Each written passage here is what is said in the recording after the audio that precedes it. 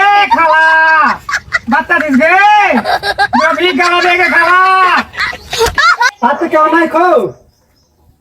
দুটো ভিক্ষা গালালি তুমি যে ভিক্ষা দেন ভিক্ষা দিতে এদিকে আসো ये सब क्या देखना पड़ रहा है अच्छा है मैं अंधा हूँ লাও ভিক্ষা লাও কি দিছে দুটো মুরগি খাওয়া ধান আর মুরগি মনে হয়েছে নাকি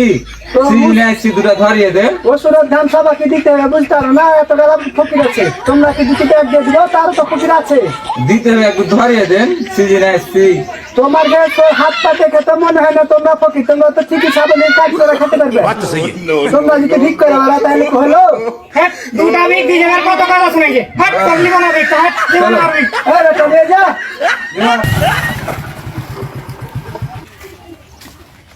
কি যে টাকা দাও বাবারে দাও বাবারে। না খেয়ে আছি রে বাবারে 100 টাকা আলাদা দাও রে বাবা রে 10 টাকা করে দিও নাহলে আর যাবে না এরা খুব এরকমই দাঁড়া দুদিন চা খাইনি রে বাবা রে আরে কিছু দিও না বাবা মাত্র 10 টাকা যাও রে বাবা 10 টাকা তুমি কই টাকা দিও ফের বাবা কিছু দিও বাবা যান সরেন যান কিছু দেন বাবা না লাগে আরে যা কত টাকা লাগে বাবা বাবার দিকে গরিব মানুষ দেন কিছু বাবা যান দেন দিবে না যান আসসালামু আলাইকুম চাচা ওয়ালাইকুম আসসালাম ভালো আছেন আছি আলহামদুলিল্লাহ ভালো কি করছেন নাকি লোকজন দিয়ে ওই যে আমার জাকাত বেড়ে হয়েছে তো 50,000 টাকা মতন তাই ওই গরিব ফকির মাধ্যমে ত্রাণ বিতরণ করছি তো এইভাবে যদি বিতরণ করেন তাহলে তো লাভ হয় না দেখেন সারা জীবন দানি করতে হবেন ফকির এভাবে চাইতে থাকবে চাইলে কি হলো আর এইভাবে না করলে হবে এভাবে অনেক জায়গার অনেক মানুষকে দেবো আমার একটা নাম ডাকে ব্যাপার আছে না একটা নাম ডাক হবে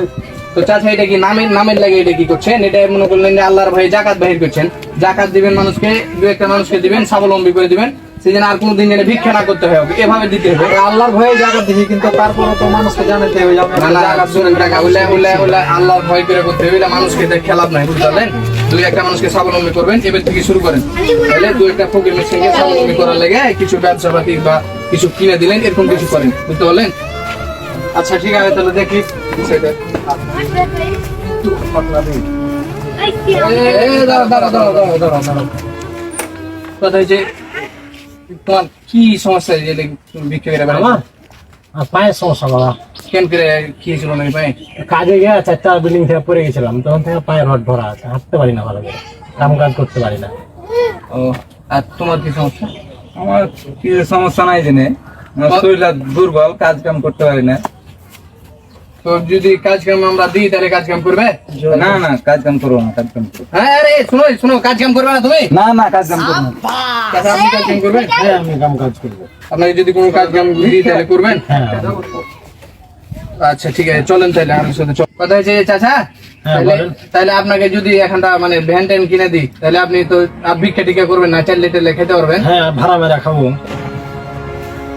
হ্যাঁ চাচা আছেন আপনি দেখেন পাচ্ছেন এই চালাতে উঠেন আস্তে আস্তে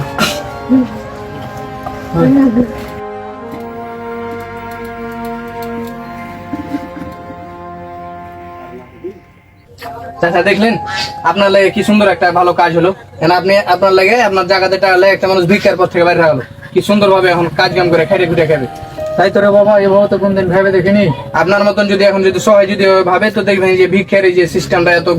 ভিক্ষুক থাকবে না দেশে তো আপনারা যারা জাকাত বের করতে যাচ্ছেন এভাবে কাউকে একজন একসাথে দিয়ে ভিক্ষার পথ থেকে বের করে নিয়ে আসার চেষ্টা করবেন